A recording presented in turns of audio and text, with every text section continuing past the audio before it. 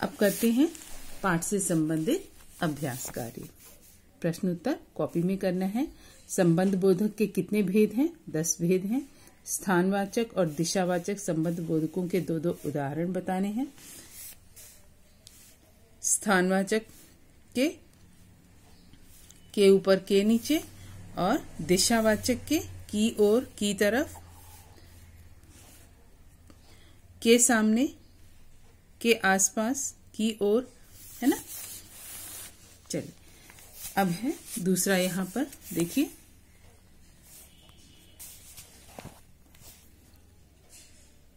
दिए गए उत्तरों में से सही विकल्प पर सही का चिन्ह लगाना है। संबंध बोधक का उदाहरण है क्योंकि हाथ, लेकिन के कारण। तो के कारण जो है ये सही है, इस पे हम टिक करेंगे। सहेली के साथ नेहा पार्क में टहलने गई। इस वाक्य में संबंध बोधक है। सहेली नेहा के साथ पार्क में, तो के साथ संबंध बोधक है, इसे टिक करेंगे। मंदिर के सामने भीड़ लगी थी। इस वाक्य में संबंध बोधक कौन सा है? मंदिर के लगी थी, के सामने कोई नहीं, तो के सामने ये संबंध बोधक शब्द है। संज्ञा या सर्वनाम का शेष वाक्य के साथ संबंध जोड़ने वाले अव्ययी को हम क्या कहते हैं? संबंध बोधक अव्ययी। ठीक। अब यहां पर देखिए, निम्नलिखित संबंध बोधक शब्दों का वाक्यों में प्रयोग करना है। के आगे, ईश्वर के आगे सभी शीश झुकाते हैं। की अपेक्षा, कल की अपेक्षा आज अधिक सर्दी है।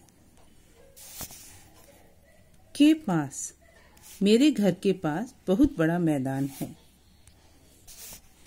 ठीक है। के समान, वह चीते के समान तेज दौड़ता है। ठीक है। के नीचे बच्चे पेड़ के नीचे खेल रहे हैं।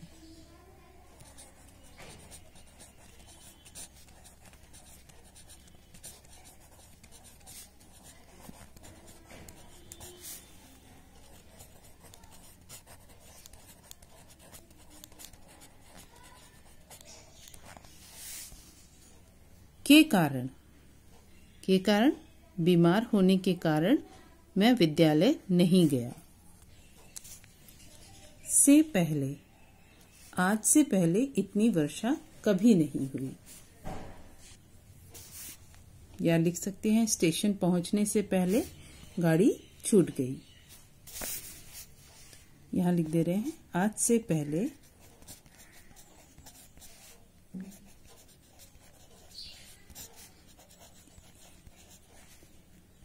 इतनी वर्षा कभी नहीं हुई।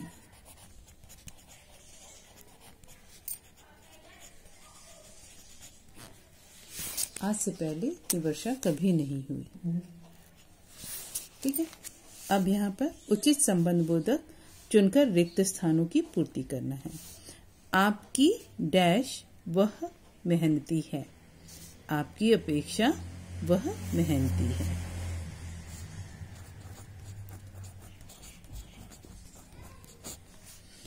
उसे छत के ऊपर टहलने का शौक है। उसकी आंखों के सामने अपराधी भाग गया।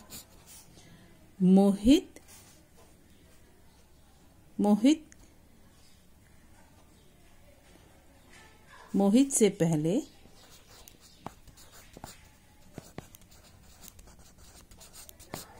यह भूमिका रोहित निभा रहा था। आश्रुति की अपेक्षा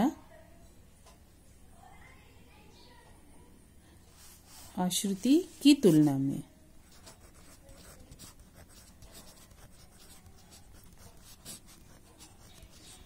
सुश्रुति अधिक चतुर है। सही संबंध बोधक का प्रयोग कर वाक्यों को शुद्ध कीजिए। पेड़ के पीछे छाया का आनंद लो। पेड़ के नीचे छाया का आनंद लो।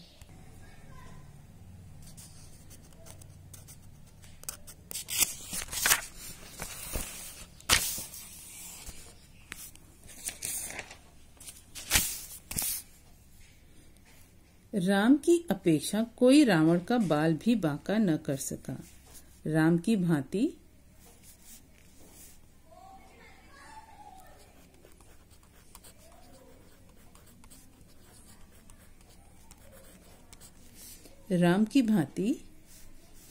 कोई रावण का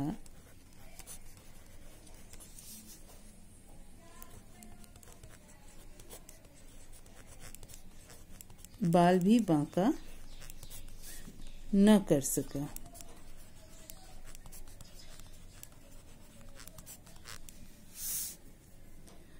तुम रमेश के विपरीत क्या षड्यंत्र रच रहे हो? तुम रमेश के विरुद्ध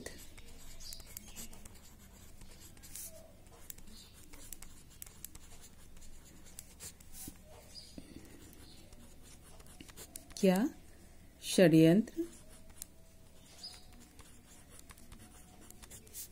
रच रहे हो?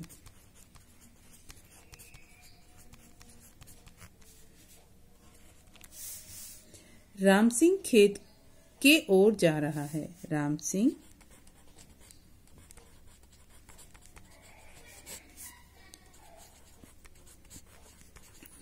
खेत की ओर जा रहा था।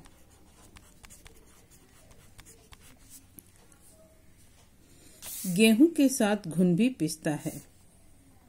गेहूं के साथ घुन भी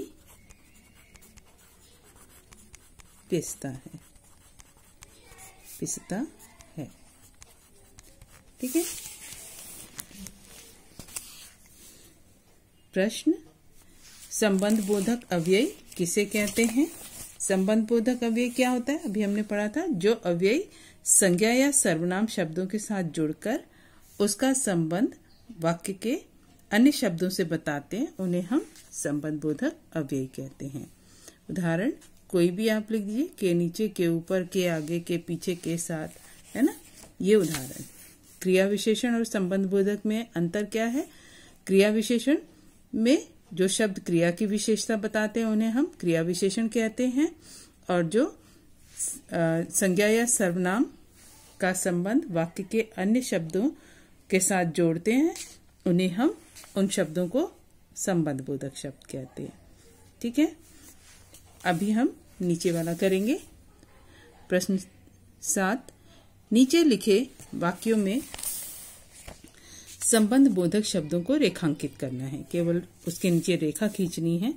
छत के नीचे आने पर गर्मी से राहत मिलती है, तो के नीचे ये संबंध बोधक शब्द है। आपके साथ मैं भी सर्कस देखने चलूंगा, के साथ ये संबंध बोधक है। समझदारी के द्वारा आप दूसरों का दिल जीत सकते हैं, के द्वारा ये संबंध बोधक शब्द है। राजू अपने मामा के यहाँ गया, घर के सामने नदी है। ठीक है। तो अभ्यास यहीं पे समाप्त हुआ आपका। सही उच्चारण के साथ पढ़ते हुए ये सारे कार्य आप अपनी बुक में ही करेंगे, प्रश्न उत्तर आप कॉपी में करेंगे। ठीक है।